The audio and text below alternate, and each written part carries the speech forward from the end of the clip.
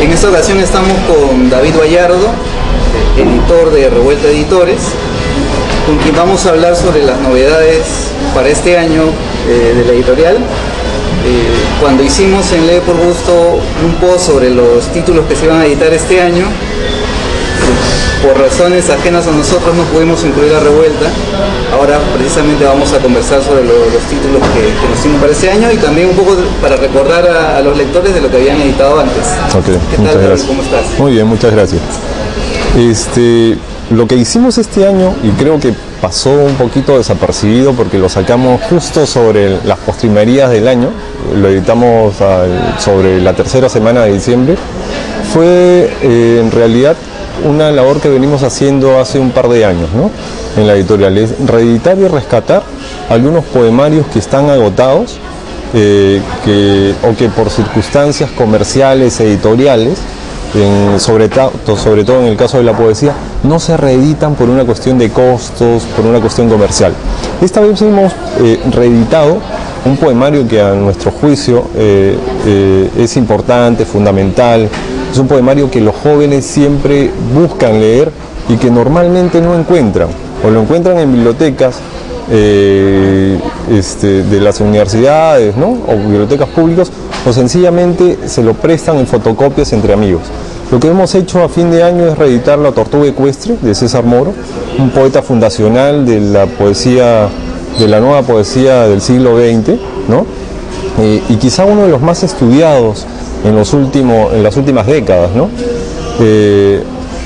Hace 6 meses más o menos, Camilo llegó con un libro que en realidad era un ensayo sobre César Moro que se llama César Moro, antropófago de la cultura, y volvió a despertarme ese interés por editar a Moro.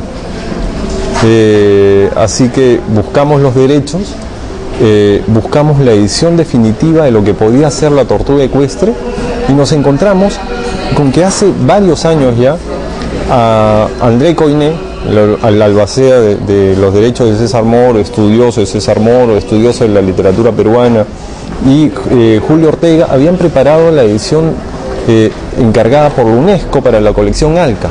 Estos libros plomos donde salía la literatura fundacional de todos los países, habían preparado el libro pero jamás había salido la edición.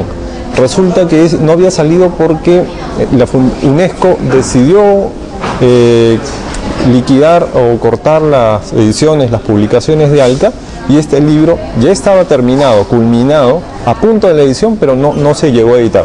Así que le solicitamos a través de Jorge Kishimoto los derechos, y lo que tenemos ahora es, de este libro, es la edición de lo que vendría a ser la edición definitiva de La Tortuga Ecuestre.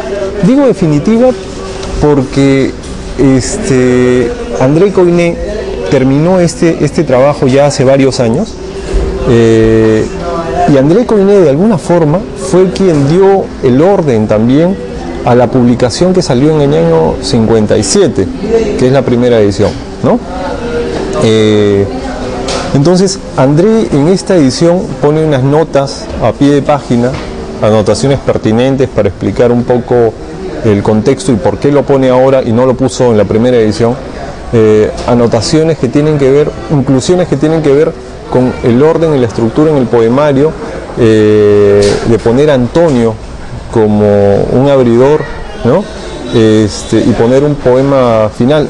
En fin, hace la inclusión de unos poemas que no se había atrevido, no había sido incluido en la primera versión, porque el propio Moro así lo había decidido, lo había descartado, exacto.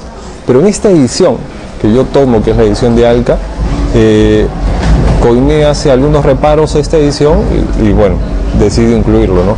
Y es lo que yo he respetado, ¿no? La edición de Alca, que vamos a ir sacando de poco en poco. O sea, de acá a 4 o 5 meses tenemos pensado sacar una edición del Castillo de Brizot, ¿no?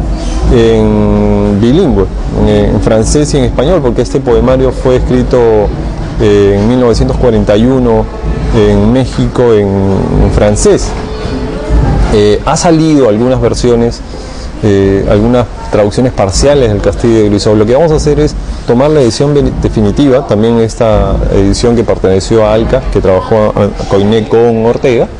Y bueno, vamos a hacer un tiraje similar que hemos hecho con La Tortuga Ecuestre, ¿no? Hemos editado 1000 ejemplares, que es un atrevimiento en Lima. Normalmente sacas de poesía 500 ejemplares y lo hemos hecho con el fin de difundir. No es una edición crítica, no estamos poniendo nada nuevo, digamos, ¿no? Lo que estamos haciendo es difundir otra vez a Moro, porque Moro para mí, empieza a constituirse como ese fantasma del cual todos hablan, pero que casi nadie ha leído, ¿no? Y David, ya estabas mencionándolo hace un rato, pero digamos, tienes las novedades que vas a editar este año. Estabas mencionando, bueno... Empezamos con Moro, con El Castillo de Grisó, que debemos sacarlo para marzo, abril más o menos. Luego vamos con La mano desasida, de Martín Adán, en un tiraje limitado, porque lo habíamos pensado ya hace mucho tiempo así. Este poemario o odas a Machu Picchu de Martín Adán viene con un disco donde el autor, Martín Adán, narra, ¿no?, estos poemas. Entonces vamos a hacer una edición limitada un poco para coleccionistas, para aquellos que no vieron, pero creo que también es un rescate fundamental. Y luego regresamos a sacar una antología que habíamos dejado hace tiempo, que nosotros sacamos un libro de panfletos de Alberto Hidalgo, la parte nacional, y ahora vamos con la parte internacional, que son las polémicas y los insultos que les dedicó a Borges, a quien llamó el joven de las manos inasibles, a Huidobro, a escritores españoles. Un texto riquísimo, corto, donde habla sobre los españoles y titula España no existe, ¿no? En fin, vamos a editar panfletos, que también es un género no muy difundido y que es riquísimo en la tradición peruana también, ¿no?